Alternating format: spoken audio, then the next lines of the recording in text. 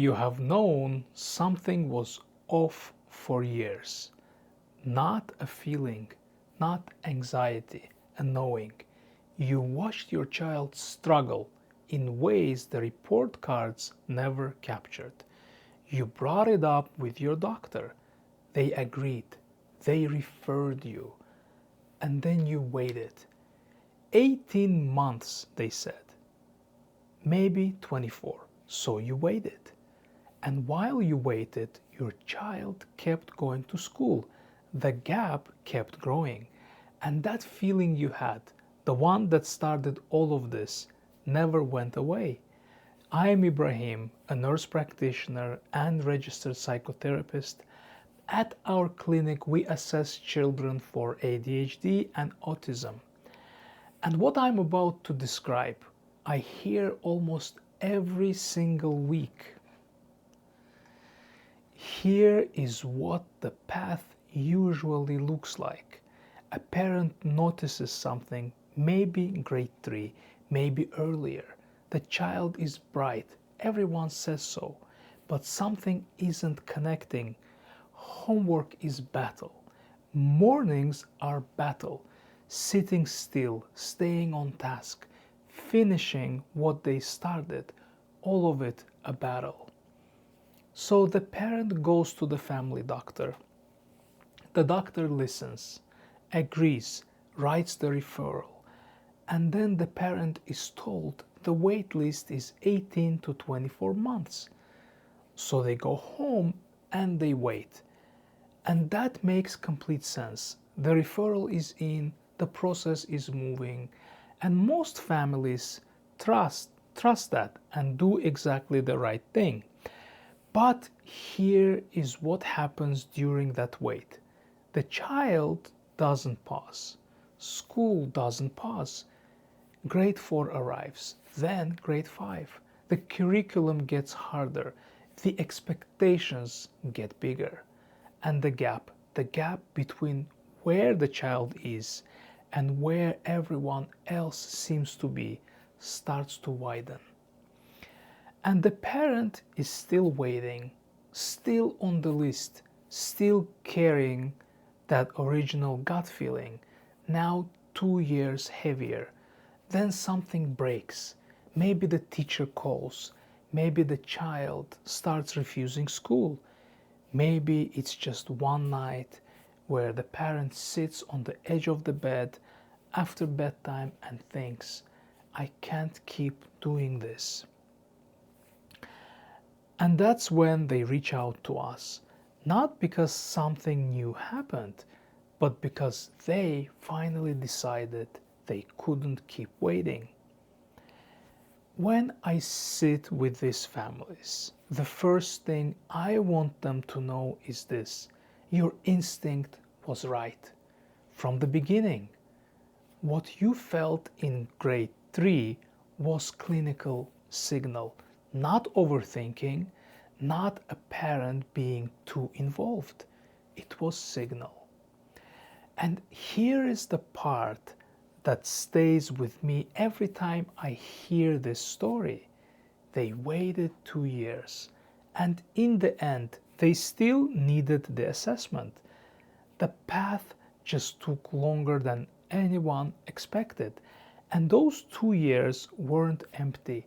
They were full of school, full of struggle, of a parent carrying a question that never quite went away.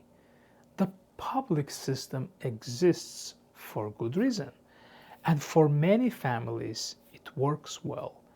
But the timeline doesn't always match what a child needs right now, and the gap between when the referral goes in and when answers actually arrive is real. And it has consequences worth understanding. The question was never, should I get this assessed? The question was always, when? And 2 years is a long time in a child's development.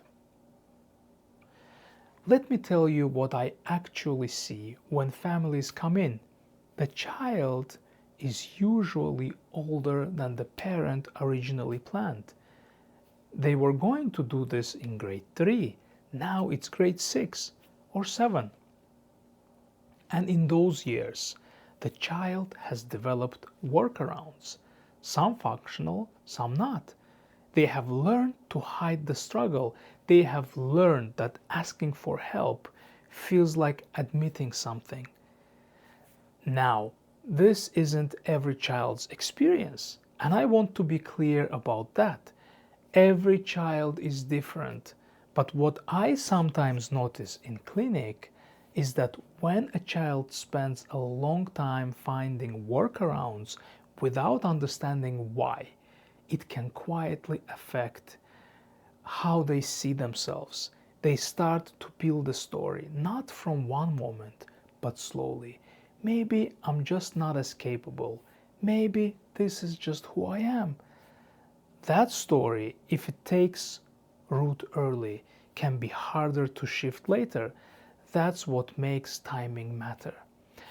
And the parent has spent those years in a specific kind of exhaustion, not the exhaustion of doing too much, the exhaustion of not knowing, of advocating without ammunition, of sitting in parent-teacher conference and nodding while privately thinking, this doesn't match what I see at home. What changes when they finally come in? The first thing almost always is relief. Not because we have all the answers in the first session, not because but because someone is finally looking at the whole picture, because the parent finally gets to say everything they have been holding and have someone listen with clinical context. That alone matters. Here is what I want parents to understand about the assessment itself. An assessment doesn't label your child, it explains your child. There is a difference. A label is something that gets stuck on a kid and follows them around. An explanation is something a parent holds and uses to advocate, to adjust, to support. When we assess a child, we're looking at how they process information, how they manage attention, how they regulate, where they are strong, and there are always strengths, and where they need a different kind of support. That picture doesn't close the doors, it opens them. And here is the practical reality. Schools respond differently to a child with a formal assessment in place. Support plans change, accommodations become available, teachers have a framework, the child has a framework, the parent finally has language for what they have been trying to describe for years. I have seen children go from dreading school every morning to not loving it overnight, but tolerating it, managing it, starting to find their footing, not because a diagnosis fixed them, because the people around them finally understood how to help. If you have been waiting and part of you already knows the wait isn't working, this next part is for you. You don't need to keep waiting for a timeline that may not match what your child needs right now. There is another option, and it doesn't require you to start over. It just requires one decision: to take the next step. At Crocus Care, we assess children of different ages for ADHD and autism in Ottawa, in Toronto, and virtually across Ontario. If you are in Kanata, Orleans, Barrhaven, the GTA, Mississauga, or anywhere in Ontario, we can help. The link is in description. The first step is a short intake form.